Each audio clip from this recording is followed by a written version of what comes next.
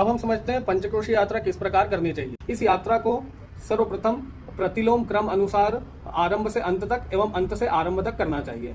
अब आपने सुना होगा कि सर्वप्रथम जाकर के नागचंद्रेश्वर से बल प्राप्त किया जाता है और अंत में वापस नागचंद्रेश्वर दर्शन किए जाते हैं। पर नागचंद्रेश्वर हम क्यों दर्शन करते हैं, क्या बल हमें वहां से प्राप्त होता है? हम स्कंद पुराण का 28वां अध्याय अगर हम पढ़ते हैं, 28वें अध्याय में पंचेशानी यात्रा का भी वर्णन है और इसी में चंडेश्वर महादेव के बारे में बताया गया है। चंडेश्वर महादेव वह है जिनके दर्शन से जो हमें शिव निर्माल्य उल्लंघन का जो दोष लगता है उससे हमें मुक्ति मिलती है। शिव निर्माल्य उल्लंघन हम जब ये यात्रा करते हैं तो हम इस अवंतिका क्षेत्र की परिक्रमा करते हैं। इस परिक्रमा में हम कई जलाधारी लांग जाते हैं, जाने अनजाने में कई बार शिव निर्माल्य का उल्लंघन कर लेते हैं। तो इस पाप से बचने के लिए हम नागचंडेश्वर के दर्शन करते हैं। अब स्कंद पुराण के अवंती खंड के 29वें अध्याय में पंचेशानी यात्रा किस प्रकार करनी चाहिए और कहाँ से आरंभ कहाँ से अंत करना चाहिए यह हम पढ़ते हैं। यह यात्रा एकादशी के दिन प्रारंभ करनी चाहिए। एकादशी के दिन प्रातःकाल रुद्र सरोवर में स्नान कर श्राद्ध करके महाकालेश्वर दर्शन करके फिर पिंगलेश्वर के लिए प्रस्थान करना चाहिए। पिंगलेश्वर पहुंच करके स्नान करके श्राद्ध करके पिंगलेश्वर का गंध पुष्प धूप दीप नैवेद्य से पूजन करना चाहिए। इसके बाद महाकालेश्वर लौट आना चाहिए।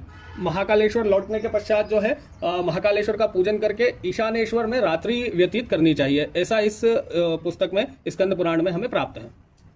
अगले दिन द्वादशी के दिन कायवरोहणेश्वर तीर्थ जाना चाहिए और यहाँ पर भी पिंगलेश्वर के समान पूजन करनी चाहिए। त्रयोदशी के दिन पश्चिम द्वार वाले बिलोकेश्वर यानी विश्वेश्वर के दर्शन करके उसी प्रकार पूजन करनी चाहिए। चतुर्दशी के दिन उत्तरेश्वर यानी दुर्धरेश्वर की जाकर के पूजन करनी चाहिए और अमावस्या के दिन स्नान कर और गंध पुष्प धूप दीप नैवेद्य से महाकालेश्वर का पूजन अर्चन करना चाहिए। वहां गीत वाद्य आदि भी करना चाहिए।